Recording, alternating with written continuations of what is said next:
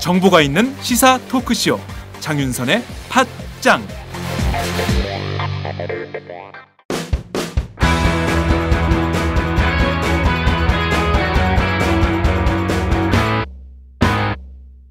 색깔 있는 인터뷰. 색깔 있는 인터뷰 시작하겠습니다. 국정교과서를 시작으로 해서 4년 중임제 개헌 주장 파문까지.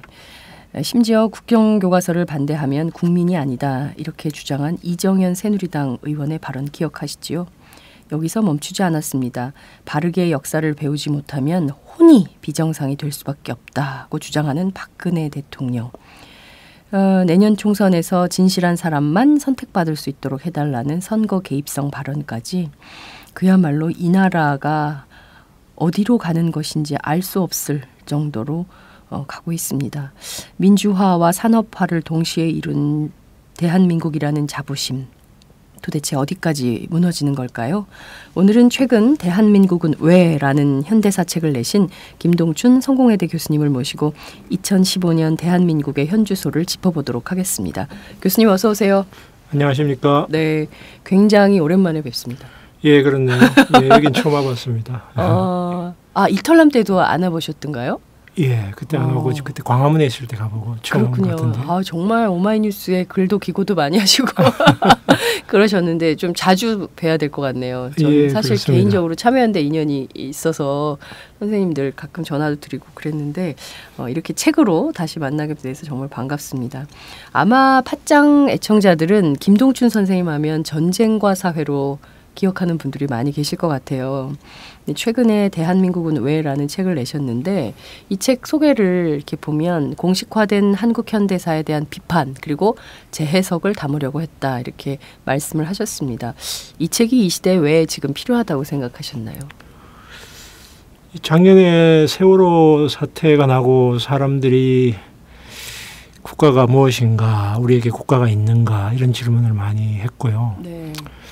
국가가 국민들에게 어떤 존재해야 되는가에 대한 심각한 문제가 있었다고 생각해요. 그래서 그런 걸 생각하면서 마침 올해가 광복 70년이 된 해이기 때문에 한국이라는 나라를 한번 다시 생각해 본 그런 계기가 되는 좋은 해였던 것 같아요. 그래서 제가 올 초부터 이 책을 쓰려고 생각을 했습니다. 그래서 국민들에게 우리가 지금 겪고 있는 어려움과 고통이 어디서 왔는가, 그리고 우리가 서 있는 좌표가 무엇인가 이런 걸 한번 생각하게 하는 그런 책을 쓰고 싶어서 있었습니다. 네, 말씀하신 대로 올해는 광복 70주년인데 굉장히 의미 부여를 많이 했는데 예. 실질적으로 남북관계도 그렇고 외교도 그렇고 또 국내 정치도 그렇고 광복 70주년에 걸맞는 뭐 하나 제대로 있었나 싶은 생각이 좀 드는데 선생님은 좀 어떻게 보세요? 지난 벌써 11월 13일 이렇게 가고 있어서요. 올 한 해도 달력 한 장밖에 안 남았는데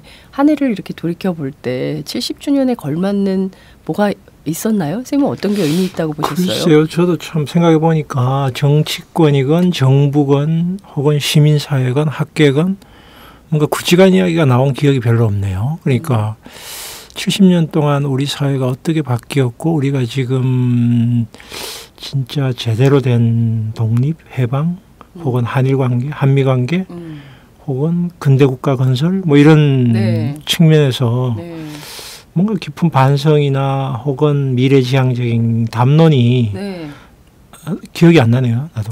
예. 그렇죠, 선생님. 예, 저만 그런 거 아니죠? 예, 저도 기억이 안 나요. 8.15 때 뭐가 있었는지도 기억이 안 나고요. 8.15 때 뭐가 있었는지 생각난다면 딱 하나 있네요. 이산가족 상봉. 그거야 뭐 그전에도 계속 있었던 일이고요. 정말 광복 70주년을 이렇게 무의미하게 보내기도 굉장히 어려울 것 같아요. 특히 뭐 행정부나 뭐 정치권이나 시민사회야 뭐 좀 어렵다 하더라도 이쪽에선 좀 세게 뭔가를 좀 광도 좀 팔고 뭐 이렇게 해야 되는데 전혀 그런 게 없었던 것 같아요. 특히 한일 관계와 남북 관계에서 특히 뭔가를 내놨어야 될 시점인 것 같은데요. 네. 뭐 여전히 위안부 문제 그대로 있죠. 남북 관계 계속 뭐 대치죠. 뭐 여러 가지로 정말 할 이야기가 많은 것 같습니다. 하나하나 짚어보도록 하죠. 자, 이 책 봤더니 총 3부로 구성이 됐더라고요. 전체 323쪽 분량? 뭐 그냥 쭉 읽게 되긴 하더라고요. 워낙 그 선생님 문장이 좋으시잖아요. 고맙습니다. 네. 글이 좋아서 그냥 쑥 읽게 되고 그리고 굉장히 탄탄한 자료 제가 모르는 얘기들이 첫 장부터 막 나오더라고요. 정말? 안창호 이랬어? 뭐 이런 얘기들이 굉장히 많이 나오던데 식민지 분단 그리고 국가의 종교가 된 반공 친미 그리고 근대화의 그늘에 대해서 다루고 있습니다. 주로 사회학자지만 선생님께서 현대사 문제를 놓지 않고 꾸준히 이렇게 갖고 가시는 것 같아요. 전쟁, 또 한국 전쟁에 대한 문제에 대해서도 깊이 천착해 오셨고 사회학자지만 현대사 문제를 놓지 않고 가는 특별한 이유가 있으실 것 같아요. 뭐 과거가 현재를 규정한다라고 아주 평범한 이야기를 할 수도 있겠고요. 네. 또 한국은 아직 분단이 해소가 안 된 상태고 남북한이 휴전 체제, 준전쟁 체제 하에 있고 네. 이 준전쟁 체제가 한국과 이 미국과의 관계, 한국과 일본과의 관계, 그다음에 남북 관계, 국제 관계, 한국 경제, 한국 사회의 그냥 단순한 유산이 아니라 현재 진행형이다라고 하는 문제의식 때문이죠. 그러니까 과거가 아니라 지금 우리 사회 정치, 경제, 이데올로기 속에 계속 반복 재생되고 있다. 물론 조금 부드러운 형태로. 네. 그래서 제가 이 문제를 계속 잡고 있습니다. 그렇군요. 그러니까 말씀하신 대로 그 계속 지난 70년의 역사를 돌이켜 보더라도 지금 구한말을 살고 있는 건가? 외교 관계를 보면요. 한일 관계, 특히 동북아 정세를 보면 뭐 이렇게 비판하는 분들도 계시고요. 자위대가 다시 한반도에 들어올 수 있다고 하니까요. 그러니까 청일 전쟁의 재판이죠. 청일 전쟁의 재판. 네. 동학군 진압 바로 자위대가 일본 군대가 들어왔죠. 1894년에. 그렇습니다. 그때 들어왔던 군대가 다시 지금 2015년에 또 들어오겠다. 그때는 동학군을 잡겠다는 거였는데 이번엔 뭘 잡겠다고 하는 건가요? 북한 잡겠다고. 북한 잡겠다고. 청일 전쟁의 재판이다. 정말 가슴이 아픕니다. 다음은 팟짱 서포터즈 1호 광고입니다.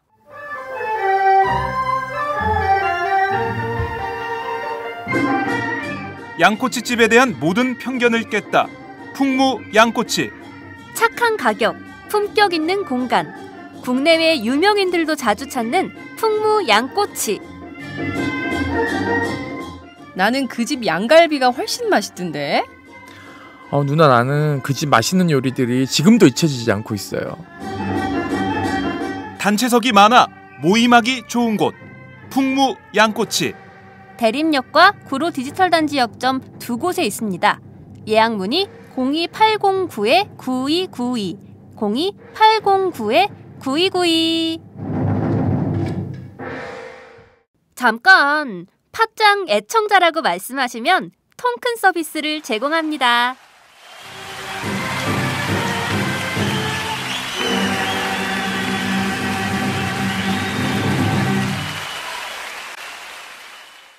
정말 그 말도 많고 탈도 많은 지금 역사 교과서에 나오는 청일 전쟁 얘기를 2015년에 다시 또 그 재판으로 보게 되는 이런 상황을 말씀해 주셨는데요.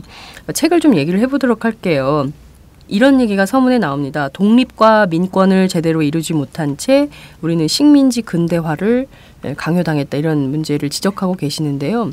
박근혜 대통령이나 박근혜 정부는 이것은 뭐 자학사관이다. 식민지 근대화론 자꾸 얘기하는 것은. 그래서 이렇게 자꾸 얘기하면 마치 우리나라는 태어나서는 안 되는 나라처럼 규정이 되고 이런 잘못된 역사교과서로 공부를 하면 혼이 비정상이 될 수 있다. 비정상이 된다. 이런 얘기를 했어요.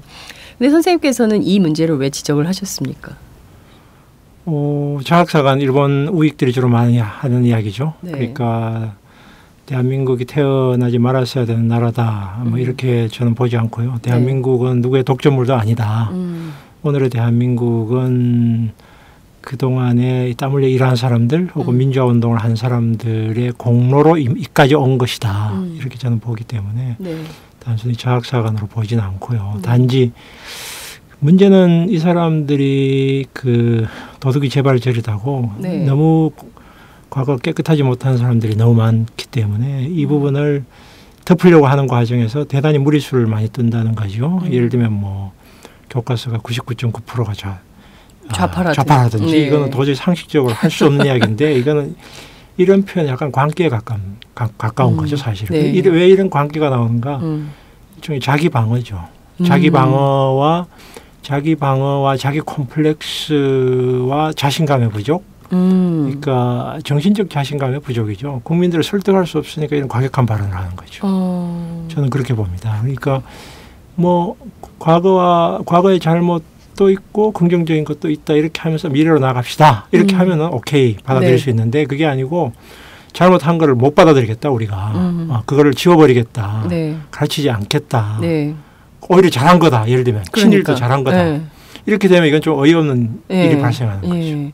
지금 말씀해 주신 바대로 90% 이상이 좌파 학자다. 전체 역사학계는 이런 말씀을 하시더라고요.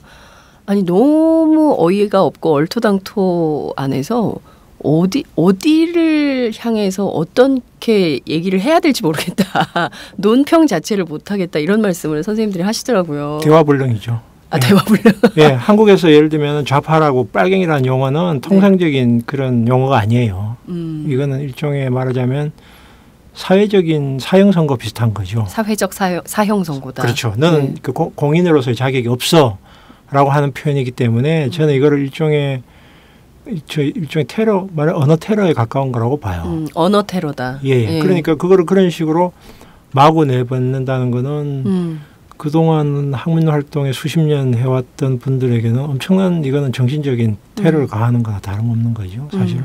물론 90%가 좌파라는 건 사실이 맞지도 않고 네. 현실과도 전혀 맞지 않는 네. 예를 들면 이태진 교수가 이야기했듯이 금성 교과서도 사실은 좌파도 아니에요.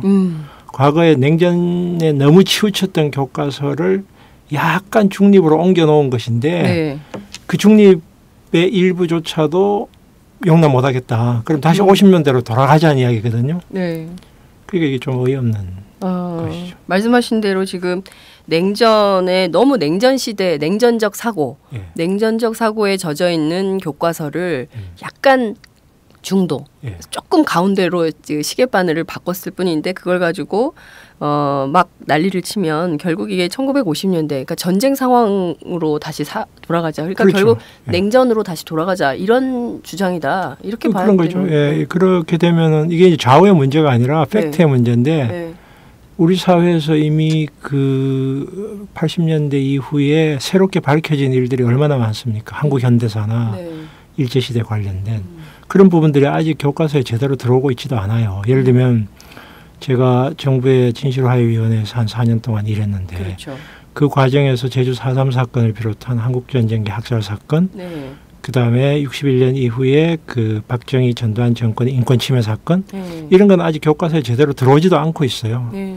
이게 좌우의 문제가 아니라 사실의 문제이고 인권의 문제이죠. 네. 네. 그런 상태인데도 그게 오히려 그런 걸 약간 언급하는 정도로 약간 현대사를 복원하는 정도도 못 받아들이겠다는 이야기니까 네. 1950년대로 되돌아가자는 이야기. 네, 그렇죠. 자, 선생님께서 지금 지적해 주신 내용을 보면 이게 거의 광기에 가까운 발언이고 그리고 이것은 분석해 보면 자기 방어, 자기 콤플렉스, 자신감의 부족이다 이런 말씀을 주셨습니다. 박근혜 대통령이 그렇다고 봐야 됩니까? 꼭 그렇다고 보진 않아요. 저는 이제 그 구친일 세력들, 물론 그 친일 세력들은 지금 다 사망했지만, 구친일 세력. 네, 그 구친일 세력들과 그의 자손들 그리고 자기 아버지나 혹은 할아버지가 그런 그 친일로 이제 지목되는 거에 대한 엄청난 그 부담을 느끼는 사람들. 네, 플러스 뭐 김무성 대표 같은 사람, 이인호 교수, 뭐 이인호 교수, 대표적이죠. 예, 그런 사람들 플러스 70년대 이후 유신 이후에 그 군사 정권에 협력했거나 혹은 인권 침해에 앞장섰던 사람들, 그 사람들로서도 자기 정당화가 필요하죠. 네. 만약에 이게 이제 개발이나 경제 성장이라고 하는 것이 유일한 대안이었고 민주화는 쓸데없는 짓이었다라고 하는 쪽으로 교과서가 서술되면 이 모든 것이 면죄부뿐만 아니라 정당화되고 애국이 돼버리게 되고 민주화 운동을 한 사람들은 바보짓을 하는 결과가 되는 거죠. 독립운동 플러스 민주화 운동 혹은 정의롭게 살려고 했던 사람들이 모든 사람이 바보가 된 이런 결과가 오는 거죠. 이 문제는 단순히 좌우의 문제가 아니라 네. 저는 우리 사회 정의의 문제라고 봐요. 어떻게, 정의의 문제다. 예, 어떻게 살아야 되는가의 그 기준의 문제죠. 예. 그 정말 어쩌다가 대한민국이 광복 해방 70주년에 이런 문제를 다시 얘기하게 되는지 선생님 말씀하신 대로 청일전쟁 이후에 지금까지 변화된 게 뭐냐 이걸 다시 짚어봐야 될 지경에 이르는 것 같습니다. 이 책에서 선생님 계속 강조하신 내용이 이런 겁니다. 반공, 반북 이것이 거의 현대판 종교가 됐다. 그 사실 이게 일제 말의 전체주의 그리고 혹은 극우 파시즘이 아주 자유라는 이름으로 교묘하게 변형이 돼서 현재까지 지속되고 있다 이렇게 비판을 하셨습니다. 어떤 대목에서 그런 징후들을 좀 볼 수 있을까요? 어제 오늘도 계속 진행 중입니다. 매일 진행 중입니다. 매일 진행 중인데요. 예. 공무원 지금 면접에서 사상 검증하지 않습니까? 그러니까요. 국정교과서에서 어떻게 생각하냐, 새마을 운동에 대해서 어떻게 생각하느냐. 사상 검증이죠. 사상 검증은 그 사람의 내면성을 들춰내는 건데요. 그 사람의 내면성의 속 생각을 들춰내서 고백하라는 말은 일종의 이것도 역시 마찬가지로 이 사람의 그 자유로운 사고나 판단, 합리적인 이성, 토론을 모든 것을 불가능하게 만드는 문화적인 폭력에 가까운 것이고 반공이라고 하는 것이 바로 그런 요소를 가지고 있는 것이죠. 그러니까 우리 사회가 어떤 가치를 가지고 있는가. 네. 예를 들면 우리 사회가 그럼 자유다, 민주주의다. 그럼 우리 사회가 표방하는 자유의 내용은 뭐냐, 민주주의는 뭐냐 이렇게 이야기하지 않고 너는 어느 편이냐, 너는 국가에 충성을 하느냐 이렇게 지금 묻지 않습니까? 네. 이건 말이 안 되는 것이죠. 이건 정말 30년대 이야기죠. 이거는 50년대도 아니고 30년대입니다. 1930년대로 아니면 조선시대입니다. 조선시대. 조선시대는 이런 걸 요구했습니까? 조선시대 때도 자백을 받기 위해서 고문을 하고 했죠. 자백 받으려고 고문. 예를 들면 반역 혐의자들을 불러가지고 두들겨 패고 했죠. 그러니까. 지금 양반 평민 그 시절로 신분제가 있는 시절로 조선시대로 지금 돌아가야 되는 이런 지경에 이르는 건데요. 근데 최근에 YTN에 호준석 앵커가 있어요. 그 양반이 무슨 그 개인적인 행사에 교회 강연인가요? 갔다가 반공이 우리의 국시다 이런 주장을 해서 파문이 일었습니다. 그럼 젊은 사람이에요. 제가 알기로는 그 30, 40대 아주 젊은 앵커인데 이렇게 젊은 앵커가 반공은 국시다라고 공개 강연을 한다. 이런 현상은 선생님 어떻게 보십니까? 글쎄요. 30대가 어떻게 그런 생각을 갖게 되는지 어이가 없는데 40대래 선생님. 그게 87년 이전에 유성환 의원이 반공이 국시가 아니고 자유민주주의가 국시라고 그랬다가 당시에 구속된 일이 있었죠. 87년 이전인 일이. 그 몇 년인가요? 86년. 1986년. 네. 대구 출신의 유성환 국회의원. 네. 그 반공국시라고 하는 건 헌법 아니거든요. 그 박정희의 군사 쿠데타 공약이거든요. 네. 그러니까 그거는 뭐 그 시대 사람들로서는 뭐 그렇다고 물론 말이 안 되는 것이긴 하지만 일제 시대 젊은 시절을 보낸 사람들 반공이라고 하는 건 일제 식민지 이데올로기거든요. 천황 이데올로기가 반공이었어요. 천황의 이데올로기가 반공이었다. 조선 통치의 기본 이데올로기가 반공이었죠. 그러니까 이제 식민지 이데올로기인데 그 천황에 대한 충성심을 보여야 되는 거고 천황에 대한 충성심을 안 보이면 치안유지법으로 구속되는 게 식민지 시대니까 그 뭐 80년대 이전까지는 그 어이없는 일이 있었다고 하더라도 지금 젊은 사람들이 40대가 그런 이야기를 한다는 건 좀 어이없는데 자기의 생존을 위해서 그럴 수도 있고요. 그러니까 젊은 사람들이 그런 식의 어쨌든 과도하게 자기의 어쨌든 우익 성향을 보여줘야만 자기가 이 사회에서 출세할 수 있기 때문에 계산적으로 그렇게 할 수도 있겠고 아니면은 우리나라 교육 자체가 초등학교 때부터 어떤 생각하는 교육 자체가 없기 때문에 사람들이 이런 걸 아무 생각 없이 그냥 받아들이는 수도 있겠고 여러 가지 이유가 있겠습니다. 네, 말씀하신 대로 저는 이게 제일 가슴이 아픕니다. 과도하게 자신이 우익 성향이라는 거를 드러내야 출세를 할 수가 있고 또 정치도 할 수 있고 그게 좋다라고 생각하는 게 사실 식민지 시대의 그 영화 암살에도 그런 게 나오지 않습니까? 해방이 될 줄 몰랐다. 해방이 될 줄 알았으면 난 친일 안 했다.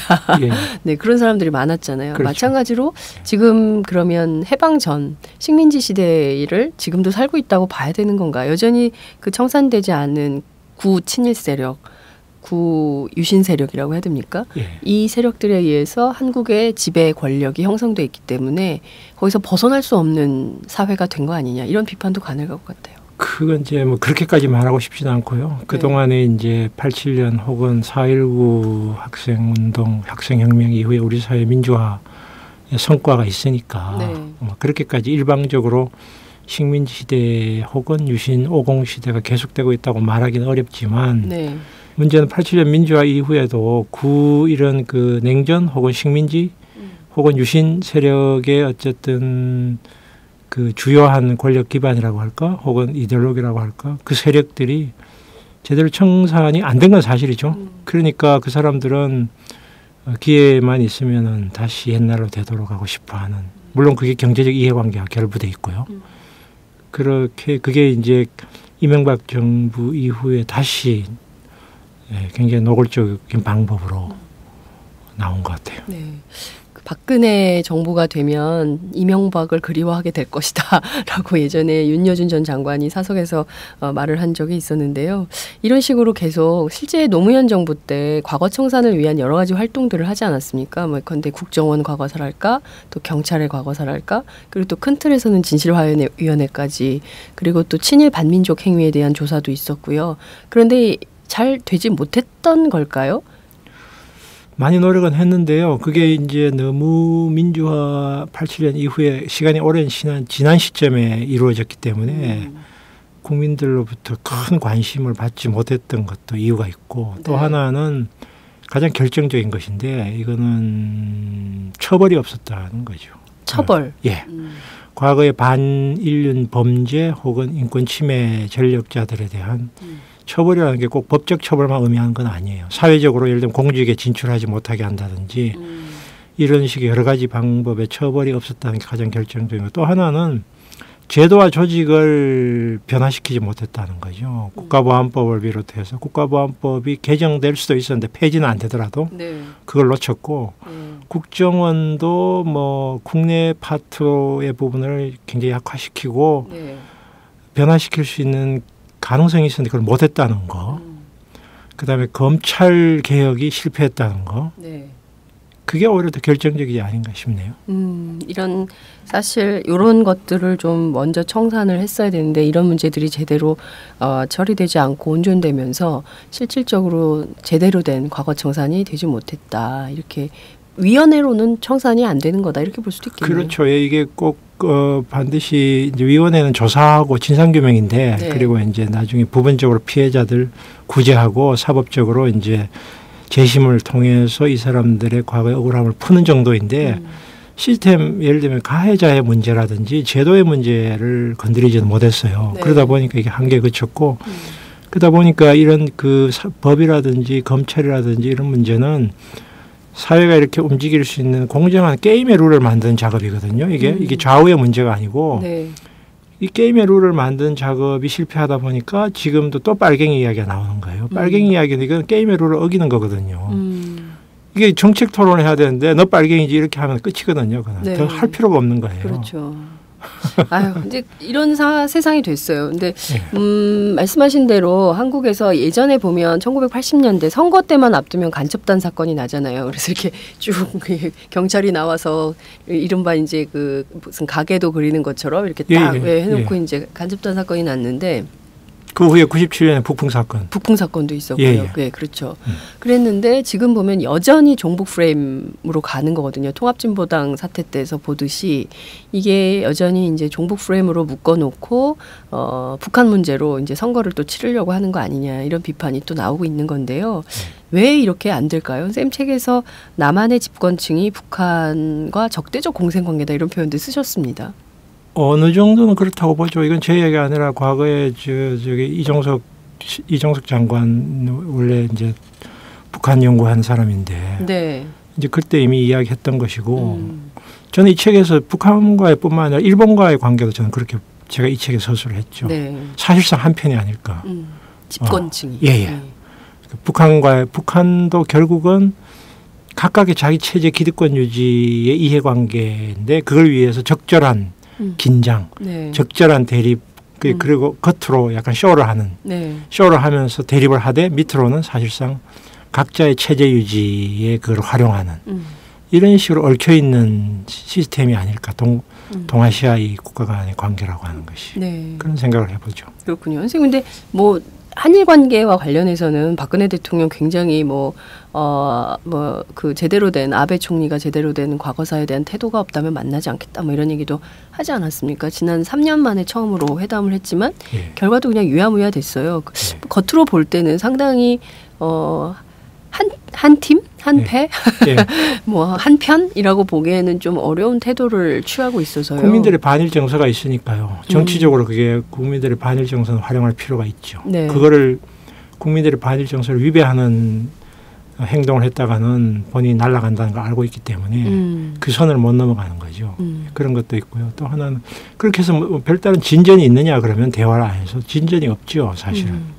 예를 들면 뭐 일본은 중국에 대해서는 사과를 했어요. 근데 한국에 대해서는 사과하지 않았거든요. 네. 그런 정도의 제대로 국가의 위험을 보여주지도 못하고 단지 그냥 대화만 끊어진 네. 이런 상태가 지속되는 거죠. 말씀하신 대로 국가의 위험을 제대로 보여주지도 못하고 뭐 이런 건데 배상 문제에 대해서도 선생님께서는 이 책에서 지적을 하셨습니다. 국가 배상 관련해서 계속 요구하고 있고요. 특히 위안부 문제와 관련해서. 근데 뭐 책임이 없다는 거 아닙니까? 그 문제도 좀 우리 정부에도 책임이 있다 이런 말씀을 하셨어요. 제가 그걸 여기서 많이 강조를 했는데요. 네. 그 부분은 사실 한국 정부가 위안부뿐만 아니라 일본의 징용징병 피해자들 그다음에 과거 일본이 빼앗아간 문화재 문제 모든 것에 있어서 한국 정부나 한국 외교부나 한국 학계가 일본만큼 제대로 조사도 한 적이 없어요. 예. 성의가 없는 거죠. 말하자면 이 국민들의 고통 특히 제1동포. 네. 제1동포들은 사실상 지금 남아있는 식민지 유산이거든요. 그분들의 처지는 일본과의 관계에서 한국이 제대로 풀지 못했기 때문에 이 사람들이 일본에서 고통을 당하고 있는 거예요. 말하자면. 네. 지금 현재 진행형의 식민지예요. 현재 진행형의 식민지가 바로 제1동포다. 네, 제1동포. 예. 오토로 마을. 예, 오토로 마을뿐만 아니라 제1동포들이 당하는 일본에 당한 차별이나 이거는 한국 정부의 하기 나름인 거예요. 그걸 못함으로써 오는 이 고통들은 다 그 한국 정부가 사실상 진정성이 그러니까 경제적으로 일본의 지원을 받고 하는 거에서는 관심이 있었지만 네. 제대로 한일 관계에서 이 문제를 풀어나가려고 하는 의지나 어떤 자존심은 별로 없었다. 별로 없었던 거는 바로 제가 이 책에 강조했지만 한국의 지도자들이 일본의 정치가들에게 업신여김을 당할 존재였다는 거죠. 말하자면 박정희를 비롯해서 네. 그 일본에서 과거의 이 한국 군인들이나 지도자들의 상관이었던 사람들이 네. 얼마나 한국의 지도자 정치가 대통령을 우습게 봤겠어요. 도대체 위험을 세울 수가 없잖아요. 예를 들어 우리가 친일 청산이라도 제대로 했으면 훨씬 네. 위험이 서겠죠. 이 친일이라는 게 꼭 민족 반역자라는 측면뿐만 아니라 전쟁 범죄자거든요. 그렇죠. 전범이죠. 그렇죠. 예를 들면 조선인들을 거기 가서 죽게 만들고 그렇습니다. 부추겼으니까요. 예. 전쟁 범죄자들. 그럼 우리가 꼭 민족 문제를 떠나서도 전쟁 범죄 차원에서 이 사람들에 대한 단죄를 했더라면 일본도 우리에 대해서 왜 너희들은 전쟁 범죄자를 처벌하지 않느냐라고 말할 수 있죠. 네. 왜 너희들은 교과서를 그렇게 엉터리로 국민들을 교육을 하느냐라고 말할 수 있는데 지금 이렇게 되면은 사실 일본 사람들에게 우리가 오히려 더 비웃음이 되죠. 우리도 국정교과서를 만들어서 과거 일본 식민지 과정에서 있었던 예를 들면 사회주의 계열의 독립운동 네. 교과서에 안 쓴다. 네. 그거 비웃음감이죠.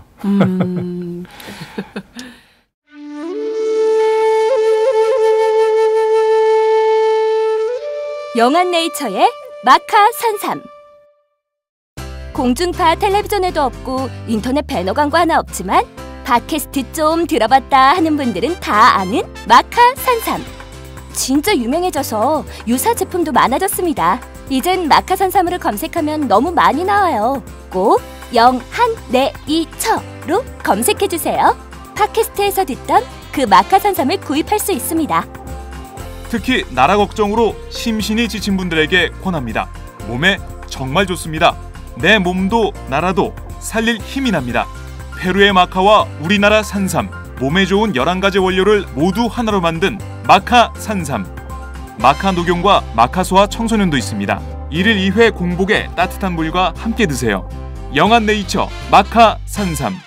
네, 저도 팥짱 녹음하기 전에 마카산삼을 꼭 챙겨 먹고 있습니다. 본격 직장인 드라마 공생 대리운전 편. 부장님 가볍게 한잔 하시죠. 나 차 가져왔는데. 아유 착한 콜 대리운전이 있잖아요. 부를 때마다 500원이 기부되는 착한 콜.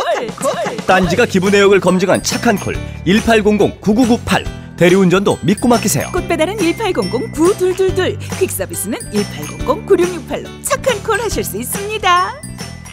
꽃배달은 1800-9222. 퀵서비스는 1800-9668입니다. 일본에 가보면 정말 한국에 대한 무시가 대단하더라고요. 예. 특히 보면 아무리 우리가 현대자동차 잘 나간다고 해도 일본에 가면 한 대도 없잖아요. 안 쓰는 그렇죠. 거예요. 예. 너무 그러니까 싸고 좋은 차다라는 인식은 있어도 안 쓰는 거죠. 굉장히 무시가 강하다 이런 거를 느낄 수 있는데 그럼에도 불구하고 한국의 정치 지도자들이 근데 그랬을 것 같아요. 일제에 부역했던 분들이 주로 했잖아요. 예, 그 상관이었고 이런 선생이었던 사람들 일본에 시퍼렇게 살아있는데 네. 어떻게 바뀌었어요? 한국 대통령이나 지도자들. 자, 그러니 참 이 나라의 운명이 여전히 정말 외세에 잡혀 있는 거 아닌가 이런 생각을 하게 됩니다. 실제로 선생님 보시기에는 일제에 협력했던 엘리트거나 아니면 반공을 신앙 고백했던 사람들만 한국의 정치 지도자가 될 수 있었다. 이것이 제일 큰 문제였다. 이런 지적을 해주셨습니다. 현재 권력도 이틀 안에 있다. 이렇게 봐야 될까요? 크게 보면 그렇죠. 물론 이제 4.19 이후에 약간의 이제 새로운 세대가 들어오긴 했지만 네. 애초에 우리가 모든 일을 그렇듯이 세팅, 처음에 판을 까는 게 중요하지 않습니까? 그렇죠. 예, 판 까는 작업에서 결국은 결정적인 판 까는 작업에서 이 민족주의자들이나 양심적인 세력들이 다 거세됐다는 게 가장 큰 문제였던 것 같아요. 그리고 제가 이제 한국 전쟁기에 국가폭력이나 학살 문제를 오랫동안 연구도 하고 조사도 했습니다만 네. 그 다는 아닙니다만 이 친일 군인들이나 경찰들이 오히려 독립운동했던 사람들을 주로 타겟으로 삼아서 학살을 많이 했습니다. 예. 그래서 그 사람들이 아마 제가 이 책에도 썼습니다만 4.19 당시에 이승만 정권의 마지막 강요들 네. 거의 전원이 다 친일 경력자들이고요. 이승만의 마지막 강요는 예. 전부 친일이다. 예. 그리고 그러니까 정치권에 들어가 있는 사람 중에서 독립운동한 사람은 치가 말랐던 거죠. 네. 없었고요. 이건 좌는 물론이고요. 네. 제가 이야기하는 건 우파를 말하는 겁니다. 우파 독립운동가도 다 사라졌다는 겁니다. 중요한 포인트는 그거예요. 네. 그렇기 때문에 사라졌거나 아니면 그 6.25 당시에 피난을 안 가서 빨갱이로 몰려가지고 결국은 오히려 그 탄압을 받고 정치적으로 거세됐다는 거죠. 그래서 실질적으로 양심 세력이라고 할 만한 양심적 우파가 사라지게 된 것이 한국 정치의 가장 큰 비극이다. 그래서 물론 그 이후에 다시 이제 70, 80년대 새로운 세대가 등장하긴 했지만 이 양심적 우파가 설 자리가 너무 좁다 한국 정치에. 그게 오늘 우리나라 정치를 오늘 이 모양으로 만든 가장 큰 원인이다. 이렇게 저는 보고 있죠. 그러니까요. 지금 새누리당을 기자들이 이렇게 부릅니다. 정말 양심 없는 정당. 사고치고 늘 숨잖아요. 그리고 국정교과서 해야 된다고 그 난리를 치고 대한민국 김무성 대표의 경우에 역사학자 90%가 좌파다 이런 주장을 해놓고 딱 확정고시 되니까 이제 민생으로 돌아가자 이렇게. 그래서 이제 사실 이렇게 비겁하게 정치해도 되는 거냐, 이런 정치가 용납되는 게 정말 이해할 수가 없다, 이런 게 국민들의 반응이거든요. 근데 계속 그렇게 가는 거예요. 이제 민족문제연구소 임원영 선생님이 그 전에 그런 이야기를 하셨는데 비슷한 이야기인데 염치 없는 인간. 그러니까 우리 사회에서 염치를 잃어버리게 된 계기가 바로 이제 과거 해방 후에 친일 문제였고 그 이후에 계속 지금까지도 잘못을 한 사람이 더 화를 낸다는 거죠. 부끄러워해야 되는데. 방귀 낀 사람이 성내고 있어 지금. 그러니까요. 정말 끔찍한 상황으로 가고 있는 것 같아요. 선생님 이 책에서 국가주의하고 성장지상주의에 대해서도 문제를 지적하셨습니다. 이게 지금 보면 이를테면 한국, 그러니까 우리나라 국가의 이상을 우리 스스로 운명을 결정한 것이 아니라 늘 외세의 간섭으로, 외세가 주도적으로 우리의 운명을 결정했기 때문에 사실 이것은 압박근대의 산물이고 이것이 지금까지도 오고 있는 거다, 이런 비판을 하셨는데요. 그런데 지금도 여전히 국가주의 모델이라는 거 박근혜 대통령이 굉장히 강조하지 않습니까? 그리고 성장지상주의는 이른바 재벌들은 이거 아니면 뭐 죽는 줄 알고 이렇게 난리를 치는데 이것이 여전히 한국의 지배담론이 되는 문제는 어떻게 봐야 될까요? 그 이제 한국만의 문제는 아니고요. 중국, 일본, 그 한국 다 동아시아적인 전통인데 국가 전통이 굉장히 강한 나라죠. 근데 그게 이제 역사적인 이유도 있고 또 하나는 그 바로 이제 그런 역사적인 이유와 근대화 과정에서 서구에 의해서 이 말하자면은 근대를 강요당했다는 거죠. 일본도 그렇고 중국도 그렇고 한국도 그렇고요. 그런 과정 속에서 스스로의 그 역사 발전의 경로를 판단하고 사고하고 개척하는 경험이 좀 약하다. 네. 그러니까 국가와는 전혀 다르게 생각하는 개인을 용납을 못한다. 그러니까 우리 흔히 서구에서의 무정부주의 사상 같은 건데요. 네. 미국에서 이제 리버리테리안 같은 그런 사상이 설 수가 없다. 여기는. 그러니까 나는 국가 필요 없다. 나는 내가 판단하고 사고한 대로 살겠다라고 하는 사람이 개인적으로는 있지만 네. 그게 하나의 세력으로 우리가 한번 논의해보자. 국가가 나에게 무엇인가라고 하는 걸 밑으로부터 국가를 사고할 수 있는 그런 씨앗이 굉장히 약하죠. 그러다 보니까 이런 그 국가주의 경향으로 가게 되었고 동시에 또 국가주의가 강한 거는 시민사회가 약하기 때문이기도 해요. 똑같은 이야기인데요. 네. 시민사회가 강하면은 국가라고 하는 거는 시민사회가 만들어지는 것이 국가인데 마치 국가가 위에 있는 것처럼 생각하고 공무원이 국민들에게 봉사해야 되는데 마치 공무원이 국가의 대변자가 돼가지고 국민들에게 군림을 한다는 거죠. 계속. 호통치죠. 지금 야단치고 그런 전통. 사상 검증하고. 예. 그러니까 그게 결국은 시민사회에서의 자신감 혹은 시민사회에서의 자생성이 약하기 때문에 이런 문제가 거꾸로 나오는 것 같아요. 그러니까 박근혜 현상이라는 거는 박근혜 개인의 문제가 아니라 그런 박근혜를 저렇게 계속 이야기하게 만드는 새누리당 문제이기도 해요. 사실은. 혹은 관료사회 문제이기도 해요. 관료 집단이 아무리 위에서 시킨 대로 하는 조직이지만 자기의 소신과 너무 반대될 때는 관료 집단에서 노할 수 있어야 되는데 지금 노하는 사람이 없잖아요. 네. 그러니까 위에서 제일 위에 있는 사람이 한마디 하면 그냥 쫙 따라하잖아요. 그러니까요. 이게 정말 문제죠. 이런 사회는. 지금 국무회의가요. 네. 회의잖아요. 네. 회의를 해야 되잖아요. 네. 국무 발표예요. 그리고 국무 웅변대회 비슷해요. 네. 대통령 혼자 말하고 끝나는 거거든요. 회의가 없다는 거잖아요. 그러니까 이런 게 굉장히 오래됐어요. 그렇게 근데 누구는 그런 얘기를 하더라고요. 선생님 박근혜 현상 말씀을 해주셨는데 오늘날 박근혜라는 사람을 대통령으로 만든 이른바 51.6%의 국민, 이 국민을 연구해봐야 되는 거 아니냐. 왜 이 사람들은 그리고 탄탄한 지지율 35%, 철옹성.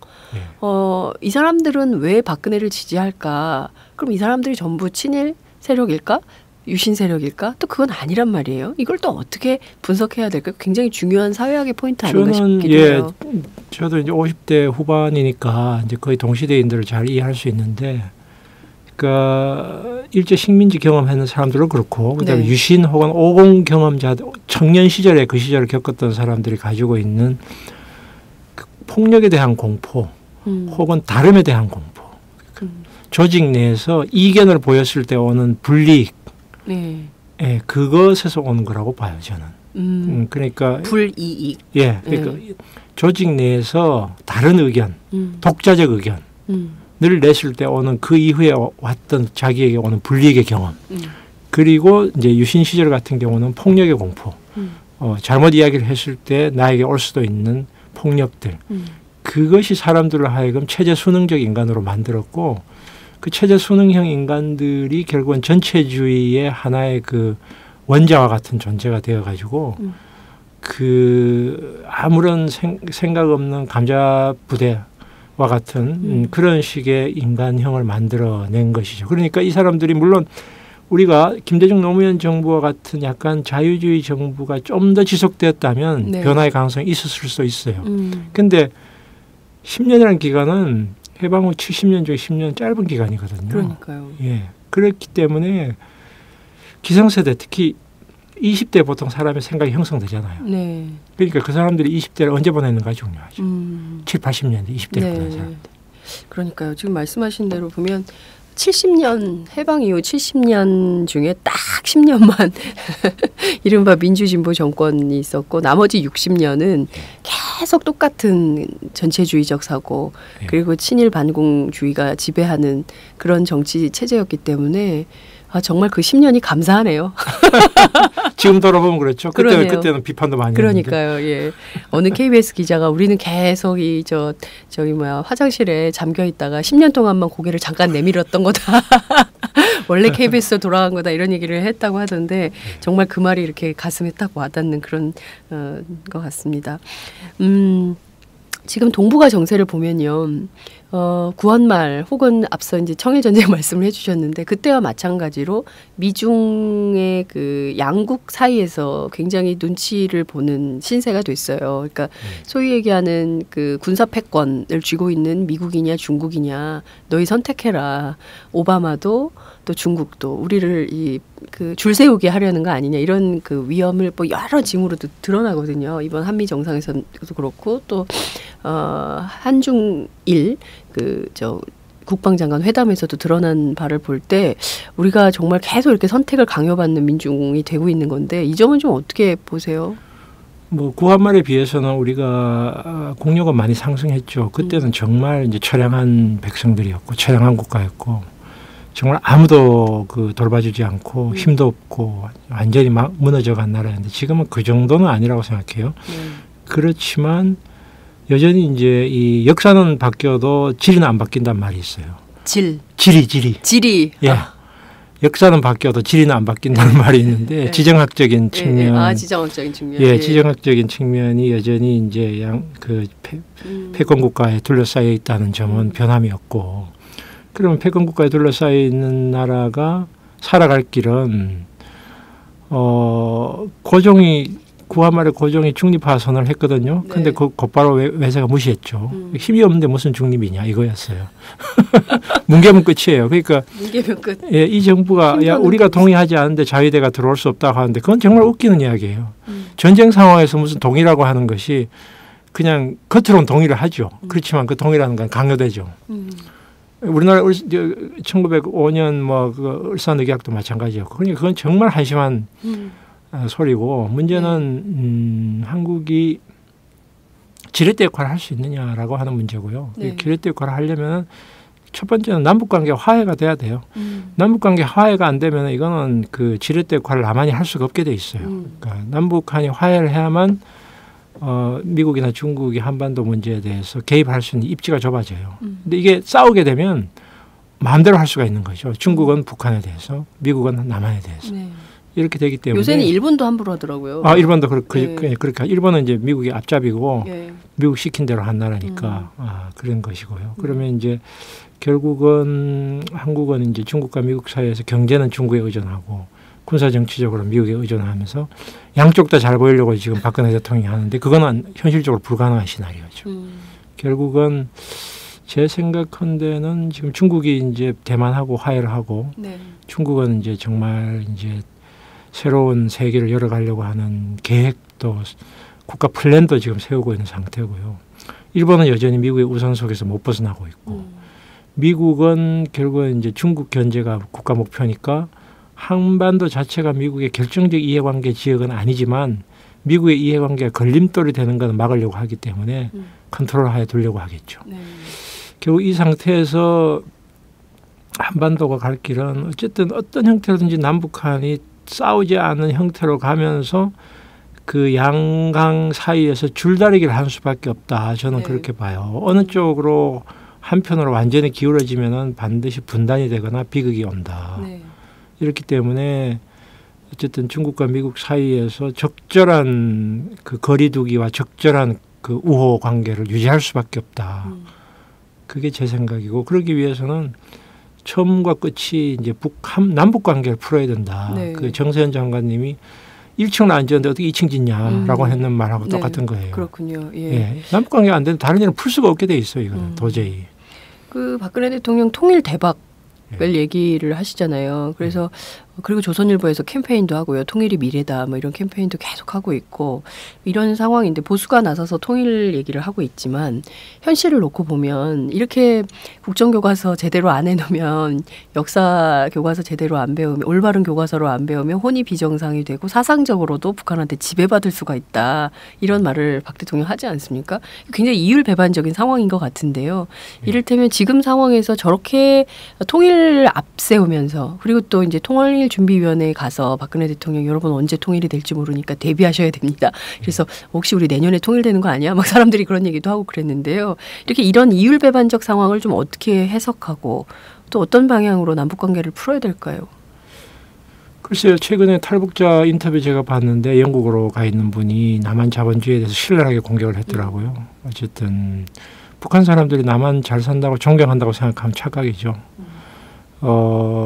정말로 북한 사람들의 사상에 지배당하지 않는 것은 오히려 남한이 현재 가지고 있는 민주주의 가치를 더 높이는 것이 훨씬 더 자본주의를 제대로 작동하는 자본주의를 만드는 것이 훨씬 더 중요한 일이죠. 그렇게 되면은 과거의 동서독처럼 동독 사람들이 자연스럽게 서독을 좋아하게 만들게 되는 것이고 그렇게 되면은 피를 흘리지 않고 통일을 할 수가 있는 거죠, 사실은. 근데 문제는 그렇게 할 수 있음에도 불구하고 그걸 못할 정도로 이 남한의 한국의 이 지도자들이 너무나 속이 좁다는 것입니다. 북한이 어쨌든 아무리 미워도 일정 하나의 국가입니다. 그런 상태에서 통일 대박하고 북한 인권을 이야기하는 거는 칼을 겨누는 거죠. 그러니까 그렇기 때문에 더구나 제가 작년에 독일에서 느꼈던 것인데 외국 사람들이 제일 이상하게 생각하는 게 하나가 있는데 한국 대통령 특히 박근혜 대통령이나 이명박 대통령은 외국에 나오기만 하면 북한 욕을 한다는 거예요.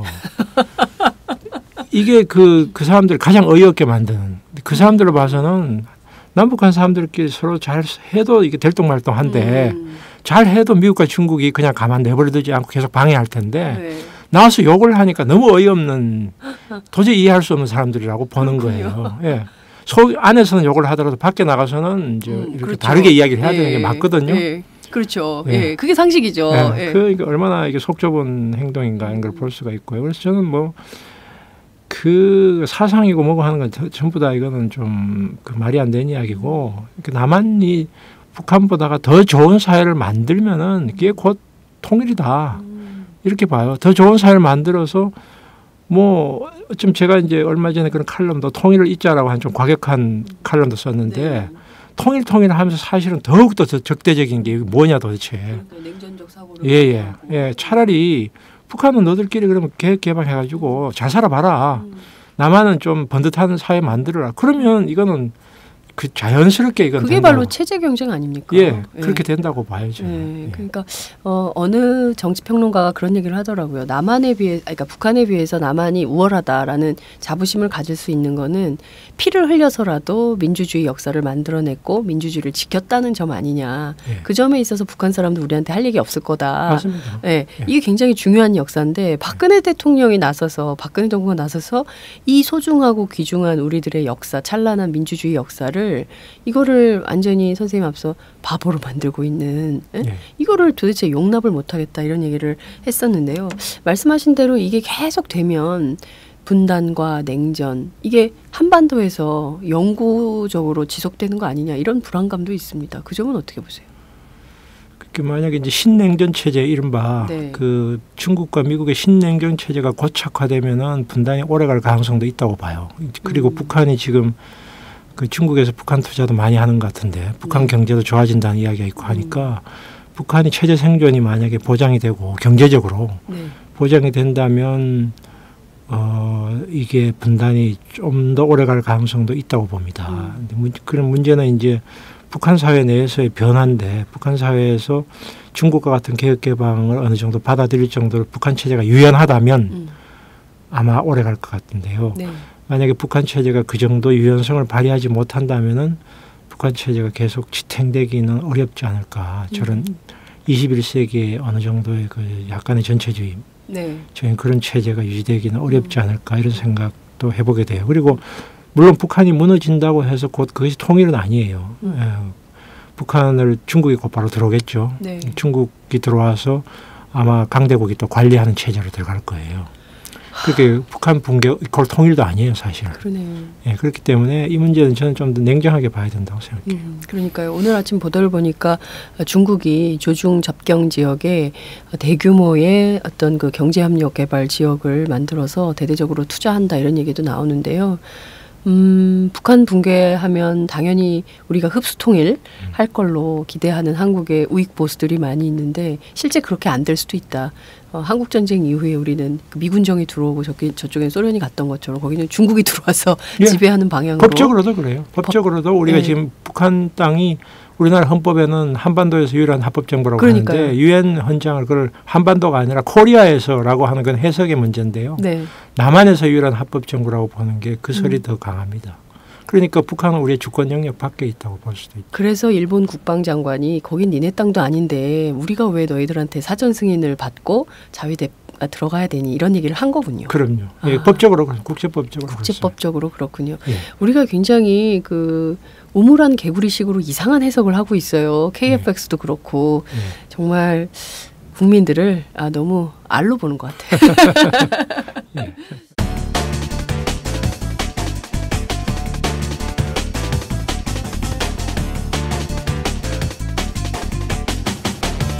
장윤선의 팟짱. 자, 선생님 그 지난 70년의 역사를 반국가로 보셨습니다. 이 반국가는 불구 상태다 이렇게 세게 발언을 하시기도 하셨는데요. 예. 그렇다면 이 반국가를 온국가로 만드는 노력을 해야 되는 거 아니냐 이런 강렬한 욕구, 열망 이런 것도 담으신 것 같습니다. 과연 현실 정치에서 어떻게 하면 그 길이 마련될 수 있을까요? 제가 여기서 반국가를 강조했던 이유는 국민들에게 책임지는 국가, 그러니까 국민들이 나의 국가라고 느낄 수 있는 국가, 국민들의 의사가 충분하게 대변될 수 있는 국가 혹은 공직사회. 이게 이제 제가 말하는 온국가죠. 물론 지구상의 어떤 나라도 그런 의미에서 완전한 온국가는 없습니다. 그렇지만 한국은 이제 그 반국가적인 성격이 너무 크다. 정말 국민들이 계속 버려지고 있다. 그래서 제가 세월호 문제하고 이걸 연결시켰는데요. 네. 버려지고 있는 국민들, 다수의 사회적인 약자들, 그 사람들에게는 국가는 사실은 없는 거나 마찬가지다. 이런 의미죠. 네. 그래서 그러면 이거를 제대로 된 국가로 만들려면 결국은 버려지고 있는 국민들이 대변돼야 되거든요. 네. 대변되기 위해서는 결국은 그 사람들을 대변할 수 있는 정당, 관료 조직이, 언론이 있어야 가능한 거죠. 네. 그중에서 가장 중요한 것은 정당인데 네. 제가 반국가라고 한 이유는 분단 상황, 전쟁 상황에서 양심적 우파, 좌파 플러스 양심적 우파가 사라졌기 때문에 네. 그 중도파가 좌파로 몰리게 됐고 그래서 정당 구조에서 이 진보 정당, 개혁 정당이 설 자리가 없다. 네. 그렇기 때문에 그 인민의 주권, 국민의 주권이 반영될 수 있는 통로가 없다. 그게 포인트죠. 그러니까 결국은 한국의 정치 개혁을 통해서 우리 사회에서 버려지고 있는 사람들이 이 자기의 국가, 자기의 정당이라고 느낄 만한 네. 대표부가 있어야 가능한데요. 그게 안 된다면 계속 정치권에 대한 환멸, 정치적 무관심, 자포자기, 헬조선 이런 이야기가 계속 나올 것 같아요. 네. 정치적인 문제, 그다음에 이제 언론, 그다음에 이제 관료 조직도 마찬가지고요. 그래서 이게 결국은 사법부까지 포함해서 어쨌든 우리 사회에서 적어도 반수 이상의 사람들은 자기가 이 국가가 나에게 뭘 해줬나? 이게 내 국가인가? 혹은 나를 대변하는 정당이 있나? 라고 한 데 대해서 노라고 답하고 있다는 사실, 엄연한 사실이 있습니다. 바로 그 점입니다. 그러니까 결국은 우리 사회에서 반국가 상태가 계속되고 있는데 네. 결국은 이게 단순한 정권 교체의 문제가 아니고 어떻게 정당이 정말 제대로 그 다수의 국민들 혹은 약자들을 대변하는 정당이 설 수 있겠는가의 문제이죠. 네. 그러니까요. 그 토대를 사실은 기존의 정치권이 해줘야 되는데 절대 그 토대를 안 만들고 있는 거 아닙니까? 그래서 지금 권역별 비례대표도 안 하겠다고 저렇게 오히려 비례대표 숫자를 지금 있는 세정에서 축소시키겠다까지 제안을 했더만요. 예, 그러니까 정말 이해할 수 없는 일들이 지금 현실에서 막 벌어지고 있는 건데 이걸 강제할 힘도 없는 거예요. 그러니까 더 답답한 노릇 아닌가 싶은 생각이 좀 듭니다. 그러니까 이제 결국은 이제 새정년 야당도 제1야당도 결국은 그 기득권 구조의 한 부분으로 있단 말이에요. 그렇습니다. 그러니까 이 사람들은 다음번 국회의원 당선이 최대 목표고 이제 흔히 정치적 자영업자라고 이야기하는 그러니까 당은 무너져도 나는 국회의원 되면 좋다 하는 것이죠. 그렇죠. 이게 정말 우리를 정말 너무 우울하게 만드는 것인데요. 결국은 그렇게 된다면 유럽의 몇몇 나라에서 그렇듯이 제도권 밖에서 이제 정말 풀뿌리 정당이나 청년 정당이나 혹은 뭐 인터넷 정당이나 만들어 가지고 이제 제1야당을 흔들고 새로운 대한정당이 만들어져야 되는 것이 이제 순리고 사실은 그게 지금 필요한 시점에 와 있어요. 그런 저는. 것 같아요. 진짜 뭐 이게 너무 답답해서요. 뭐 황당한 지경까지 이르는 건데요.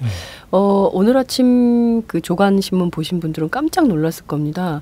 반기문 대통령 친박 정리 가능하다. 그리고 5년 단임제는 이제 죽음의 제도다. 그래서 이원 집정부제 4년 중임제를 가야 된다. 이런 얘기를 친박의 좌장이라고 할 수 있는 홍문종 의원이 했습니다. 막 이제 실명이 막 나오는 거예요. 그리고 덧붙여서 친반연대가 정당 등록을 했어요. 친반연대는 친반기문 연대예요.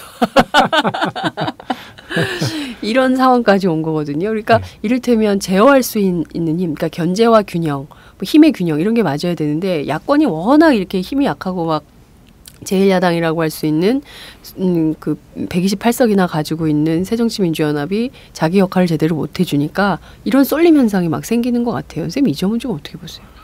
그러니까요. 그 이제 그리스 같은 데도 뭐 시리자가 이게 사실은 그라스루트에서 만들어졌지 않습니까? 국민들의 불만이 이제 극에 달했을 때 이제 그런 현상들이 나타났는데 결국은 이쪽에서의 대항력이 워낙 약하니까 저쪽에서 이제 결국은 장기 집권에 대한 자신감, 뭐 5년 단임제라든지 이원 집정부제 같은 경우는 이원 집정부제는 80년 5.18 직전에 나왔던 이야기예요. 그렇습니까? 예. 기존에 그 박정희가 사망하고 난 다음에 권력을 유지하기 위한 방편으로 나왔던 이야기예요. 그러니까 이제 좀 비정상적 방법으로 권력을 유지하기 위한 하나의 꼼수죠. 그렇군요. 예, 꼼수인데 뭐 그런 이야기 거론됐다는 것 자체가 저쪽 사람들 일각에서 그런 생각을 하고 있다는 거 아니겠습니까? 결국은 정권 교체가 다음번에 될 위험성이 있기 때문에 그거를 이제 차단시키는 효과가 있는 거 아니겠습니까? 사실 이번 총선에서 그 과반 이상, 180석 이상, 3분의 2 이상 하면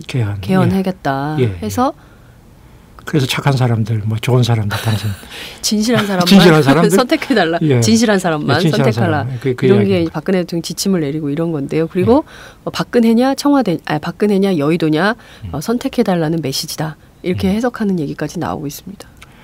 그러니까 뭐 극도의 이제 야당 무기력 상황을 이제 표현해 주는 것 같아요. 그래서 모르겠습니다. 저도 하여튼 이 상태로 총선 대선에서 정권 교체가 된들 얼마나 잘할 수 있을까도 물론 걱정이지만 안 될 경우에도 더욱더 우리 사회가 우울해지지 않을까 걱정도 되고 또 그래서 하여튼 새로운 저는 이제 해방 70년 광복 70년에서 물론 분단 남북 관계가 여전히 좀 고착되는 측면이 있기는 합니다만 우리 사회 미래를 위해서는 뭔가 정치적 돌파구가 나와야 될 시점이 아닌가 싶어요. 그러니까 기존에 이제 386, 486 운동권 들어갔던 분들이 뭐 역할을 하는 게 이제 거의 저는 끝났다고 보고 87년 민주화가 시효가 이제 다 지난 시점에 새로운 세대 20대, 30대를 중심으로 한 새로운 질서의 재편이 필요한 시점이고 우리 세대는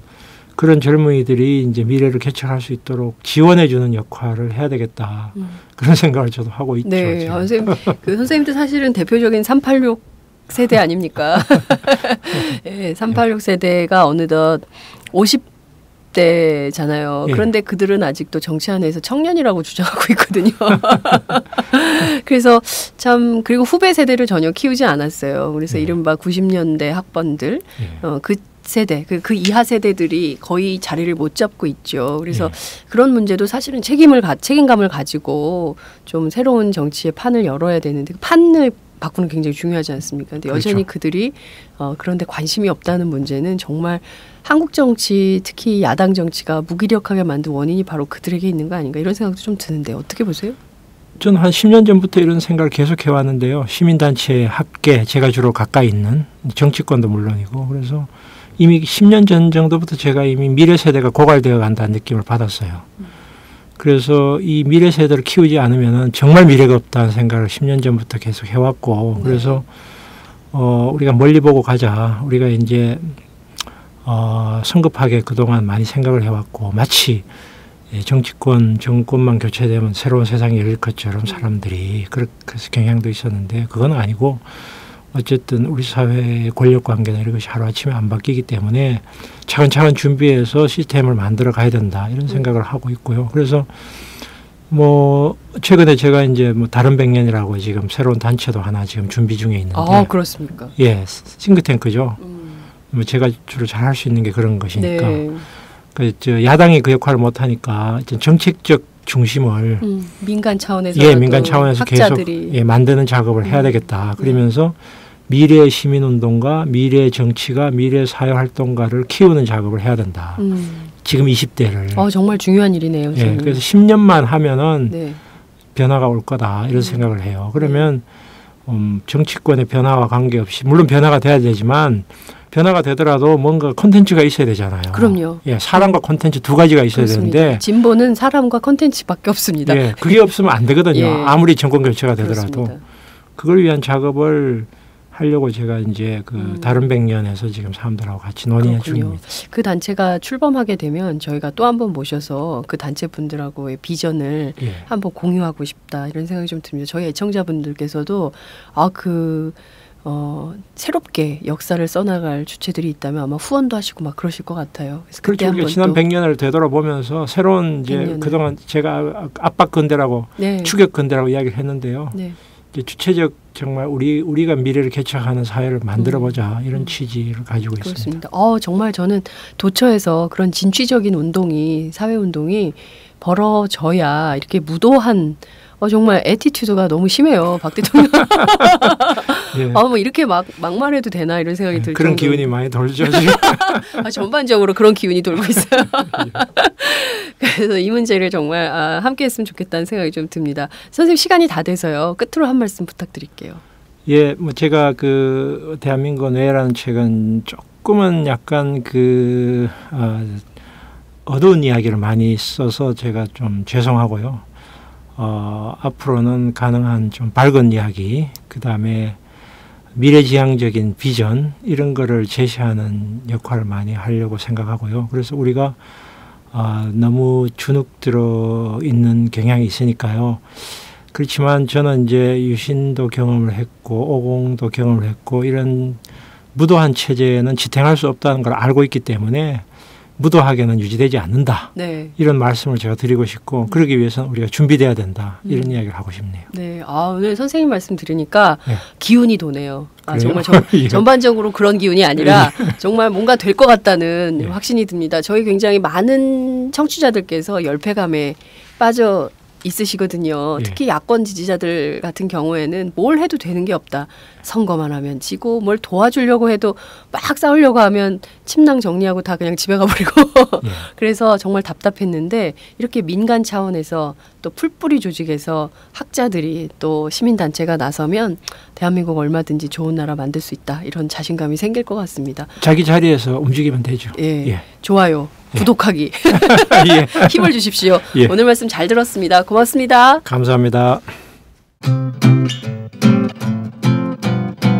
제가 오마이뉴스 10만인 클럽 후원한 지 솔직히 얼마 안 됐어요. 최근 얼마 전부터 제가 하기 시작했는데 그 이유는 지금 제대로 된 언론이 없는 시대에 살고 있잖아요. 그래서 제대로 된 언론에게 힘을 보태줘야겠다는 생각이 들어서 진짜 작지만 한 사람의 10,000원이지만 이게 모이면 제대로 된 언론의 역할을 해줘 오마이뉴스가 힘을 받아서 좀 더 많은 사람들에게 제대로 된 언론의 역할을 보여줄 수 있지 않을까 그런 응원의 마음으로 가입하게 됐고 그래서 여동생한테도 권해서 같이 하자 좋은 일이니까 그렇게 하게 됐고요. 그리고 또 바라는 게 있다면 아무래도 인터넷 뉴스니까 인터넷으로만 이제 기사를 많이 접하시잖아요. 그래서 페이스북이나 트위터, 인터넷을 많이 접하지 않는 분들에게 어떻게 하면 이 바른 언론의 소리가 전달될까 이런 것도 좀 더 고민하셔서 맨날 TV 종편만 보시는 그런 어르신들에게도 어떻게 하면 이 바른 언론이 전해질 수 있을까를 좀 오마이뉴스가 고민해봐 주셨으면 그래서 우리가 정말 너무 다른 세상에 사는 게 아니라 하나의 소리를 좀 같이 나눠서 듣고 공감할 수 있는 그런 시대가 됐으면 좋겠습니다. 네, 너무 축하드립니다. 6주년. 안녕하세요. 오마이뉴스 최종 병기라고 바득바득 우기고 있는 김병기입니다. 15년 동안 기자로 뛰고 있습니다. 여러분이 보내주신 자발적 구독료가 제 월급이었어요. 정말 고맙습니다. 장윤선의 팟짱도 그렇게 만들어요. 팟캐스트 제작비 스폰서가 되어주세요. 10만인 클럽에 가입하시면 되는데요. 02-733-5505 내선번호 274번으로 전화주세요. 아니면 오마이뉴스 홈페이지 우측 상단에 동그란 주황색 배너가 있거든요. 그걸 꾹 눌러주세요. 청취자 여러분, 열심히 뛰겠습니다. 아싸!